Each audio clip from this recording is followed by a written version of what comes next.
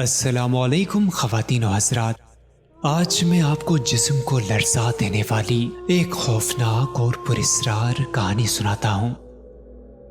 اس رات میں تھکا ہارا گھر آیا۔ گھر پہ میں اکیلا تھا، سب خالہ کی شادی پر گئے ہوئے تھے۔ میں جلدی سونے لگا کیونکہ مجھے بھی صبح کو جانا تھا۔ رات کا 1 بج رہا تھا، مجھے اچانک سے نیند سے جاگ ہوئی۔ میں نے خود کو پسینے میں مکمل بھیگا پایا۔ اس سے پہلے اس طرح کا پسینہ مجھے کبھی نہیں آیا تھا۔ میں پریشان ہونے لگا۔ اے سی دیکھا، وہ بھی آن تھا۔ پھر کمرے میں سونے کو دل نہیں مان رہا تھا۔ موسم اچھا تھا، میں اوپر چھت پہ سونے چلا گیا۔ وہاں کچھ لمحوں بعد نیند میں ہی احساس ہوا جیسے کوئی میری چارپائی کو دھکا دے رہا ہے۔ اچانک سے میری آنکھ بھی کھل گئی، پھر بھی وہ ہلکے دھکے آ رہے تھے۔ میں ڈر گیا تھا۔ ڈر نے مجھے چاروں طرف سے گھیر رکھا تھا۔ میں بھی مکمل اس کی گرفت میں آ چکا تھا۔ میں نے سوچا ہمت کر کے دیکھوں چارپائی کے نیچے کون ہے۔ میں نے کلمہ اور کچھ قرآنی آیتیں پڑھ کر نیچے جھانکا تو کوئی نہیں تھا، صرف اندھیرا ہی تھا۔ پھر مجھے لگا شاید میرا وہم تھا۔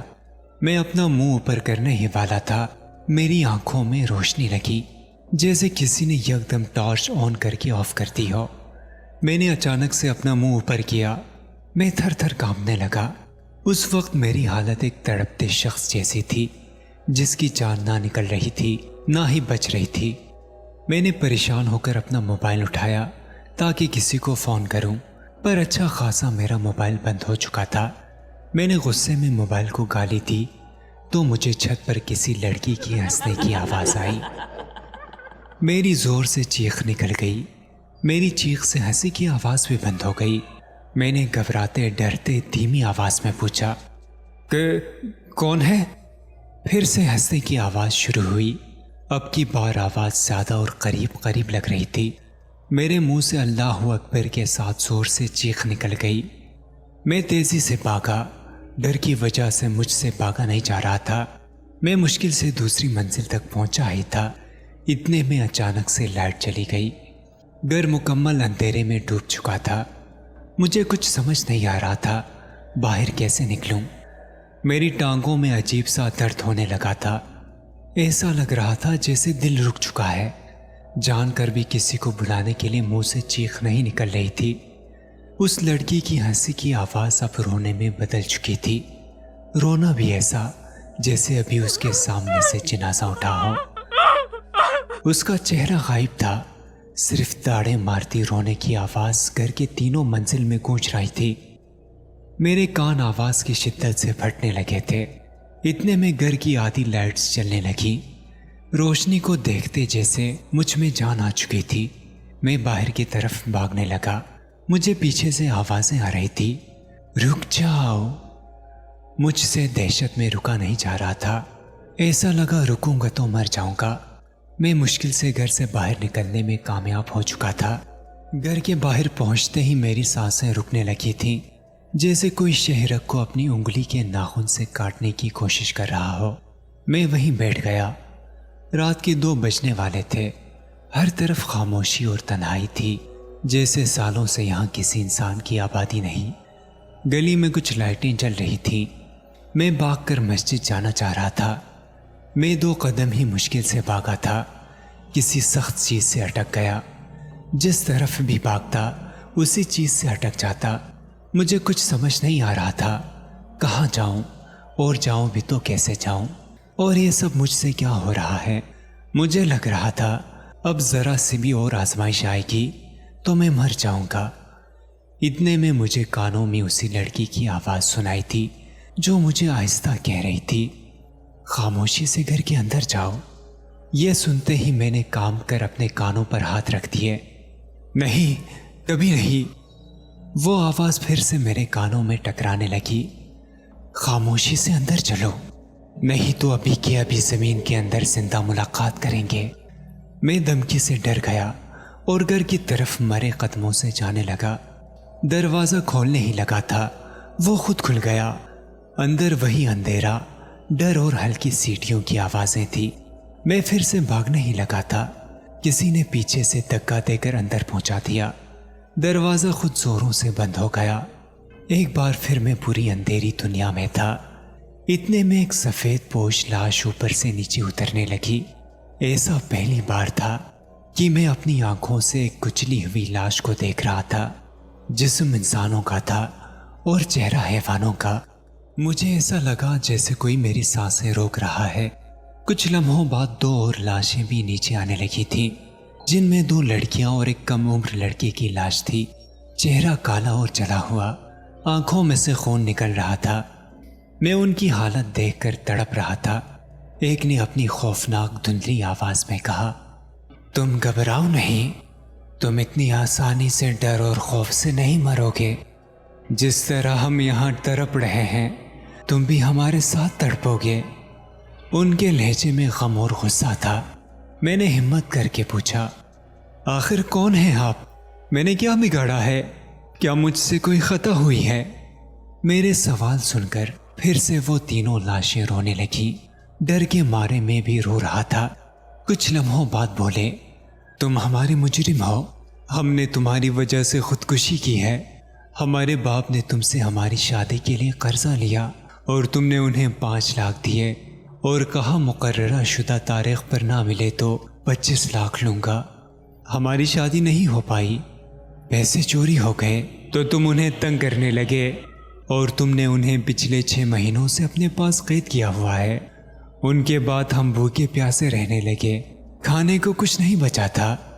پھر ہم نے مجبوری میں تمہیں بد دعا دے کر خودکشی کر لی۔ ہماری لاشیں پچھلے 2 مہینوں سے ہمارے گھر میں ہی پڑی ہیں۔ رات کو ہماری لاشوں کو عجیب مخلوقین آ کر ہمارے جسموں کو نوچتے ہیں۔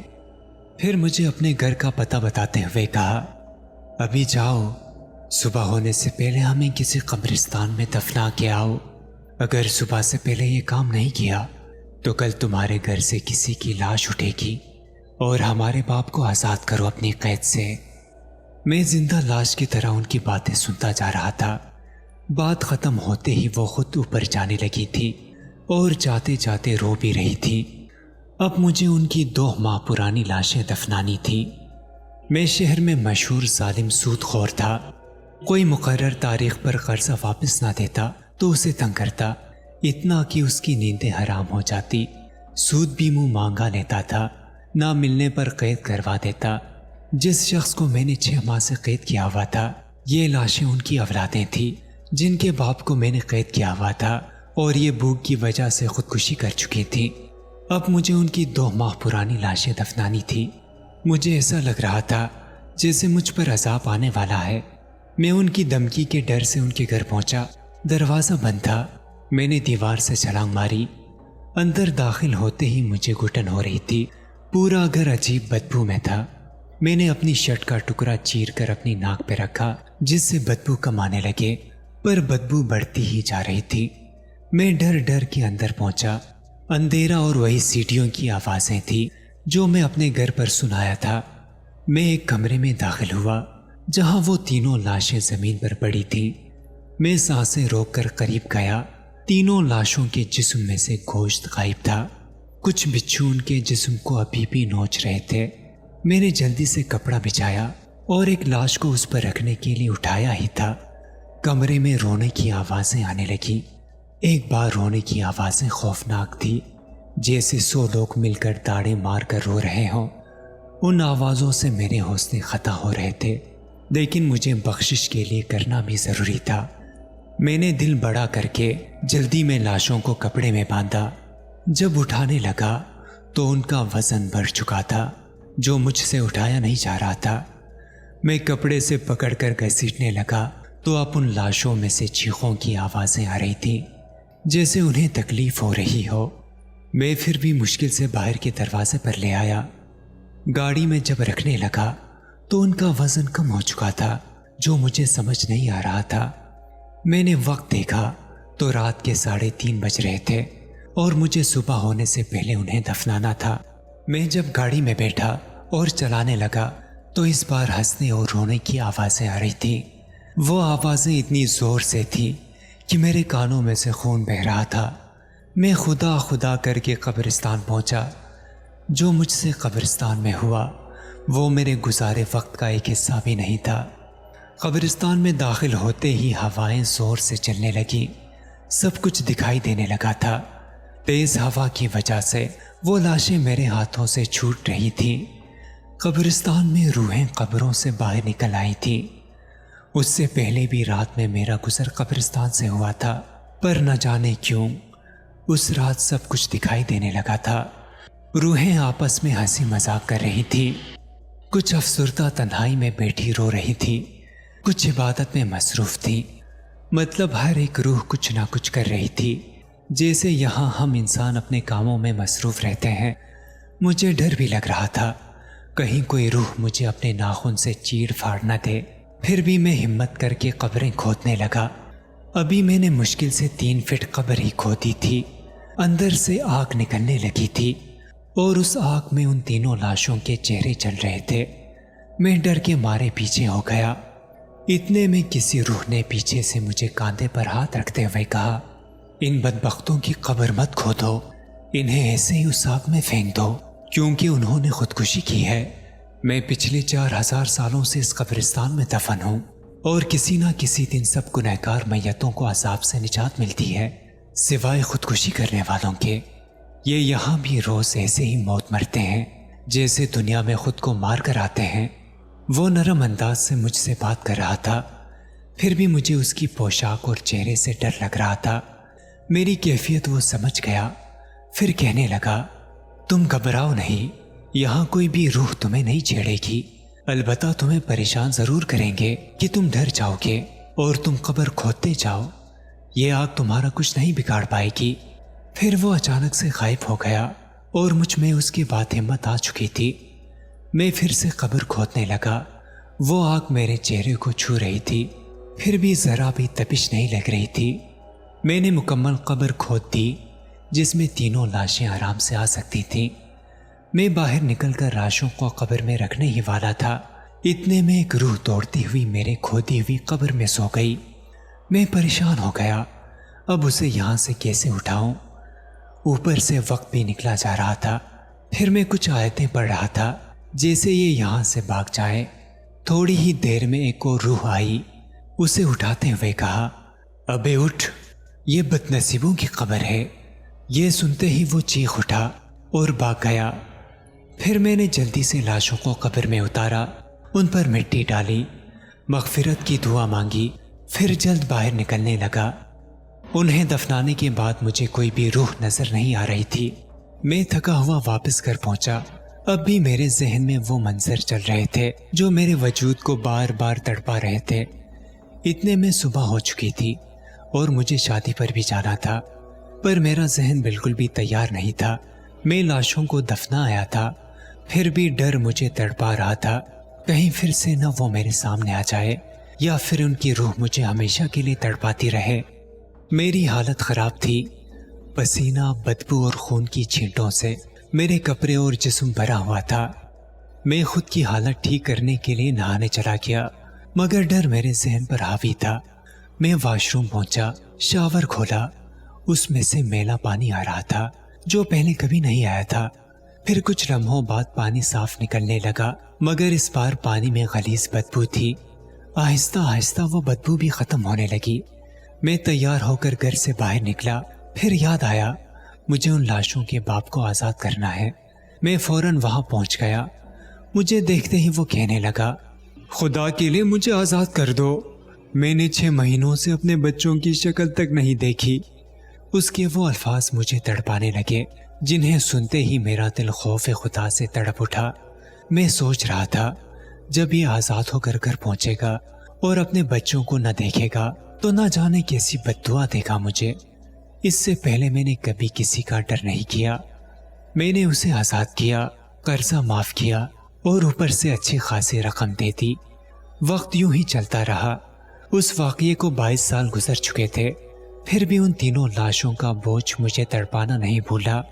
मैंने सूद लेना भी बंद कर दिया, उनसे माफ़ी मांगी, फिर भी किसी तरह सुकून ना मिला। मेरी औलाद बड़ी हुई। मेरे 2 बेटे और एक बेटी थी। जब मेरे बड़े बेटे ने किसी बात पर खुदकुशी की, मैं भी उसके साथ आधा मर चुका था। मैंने सूद से बड़ी दौलत कमाई सिर्फ इसलिए कि मेरी औलाद खुश रहे और मेरा बूढ़ापन खुशी और सुकून से गुजरे, पर कुदरत को कुछ और ही मंजूर था। میری بیٹی نے میری مرضی کے خلاف بھاگ کر شادی کی اور بھاگتے ہوئے میرے کروڑوں چٹکی میں لے اڑی۔ بڑے بیٹے کی خودکشی کا غم اور بیٹی کے بھاگ جانے کا غم ابھی تازہ ہی تھا کہ چھوٹے بیٹے نے بھی مجھے گھر چھوڑ جانے کو کہا۔ میں اس سے منتیں ترلے کر رہا تھا اور وہ وقت یاد آ رہا تھا جب غریب لوگ مجھے وقت پر پیسے نہ دینے پر منتیں ترلے کرتے تھے۔ میں 70 سال کا بوڑھا شخص اتنی دولت کے باوجود بیٹے کے سامنے مجبور اور لاچار اور بھیک مانگتے فقیر کی طرح تھا۔ اس نے مجھے گھر سے نکال کر نوکروں والے کوارٹر میں پھینک دیا اور کئی مہینوں تک اس کی شکل تک نہیں دیکھ پاتا۔ پھر ایک دن میں بہت بیمار ہوا۔ ایک رات مجھے خواب میں کوئی شخص نظر آیا، کالے لباس اور کالی چادر میں تھا، چہرہ ڈھکا ہوا تھا۔ مجھے کہنے لگا، اے شہر کے بڑے سود خور ابراہیم جانان، تمہیں کچھ یاد آ رہا ہے؟ تم نے بھی لاچاروں کو بڑا تڑپایا ہے، اب تڑپنے کی باری تمہاری ہے، کیونکہ تم نے خدا سے جنگ کی ہے، تم نے اس کی مخلوق کو تڑپا کر مارا ہے۔ پھر دوسری طرف اشارہ کرتے ہوئے کہا، وہ دیکھ مرنے کے بعد تمہارا گھر۔ میں نے دیکھا تو ایک لال رنگ کی کوٹھی تھی جس میں آگ شعلوں کی طرح بھڑک رہی تھی۔ پھر سے مجھے کہنے لگا، کوئی بھی 5 روپے کا سود لے تو خدا سمجھتا ہے۔ اس بدبخت نے مجھے للکارا ہے اور پھر خدا اس للکارنے والے کو اس جیل میں ڈالتا ہے۔ اس لیے تم خدا سے جلد ہی موت نہ مانگو ابراہیم، کیونکہ مرنے کے بعد ہمیشہ کے لیے تمہیں یہاں چلنا ہے۔ مجھے اچانک سے نیند سے جاگ ہو گئی۔ میں بہت رونے لگا، مسجد جانا چاہا، پر بوڑھے جسم میں اتنی طاقت نہ تھی کہ جا سکوں۔ میں زندہ ہی تڑپ رہا ہوں اور مرنے کے بعد بھی تڑپوں گا۔ پھر رو کر خود سے ہی کہنے لگا، کاش میں نے سود نہ کھایا ہوتا جو مجھے اس دنیا میں کام آیا، نہ اگلی دنیا میں کام آیا۔ دوستو، ہم امید کرتے ہیں کہ ہماری آج کی ویڈیو آپ کو پسند آئی ہوگی۔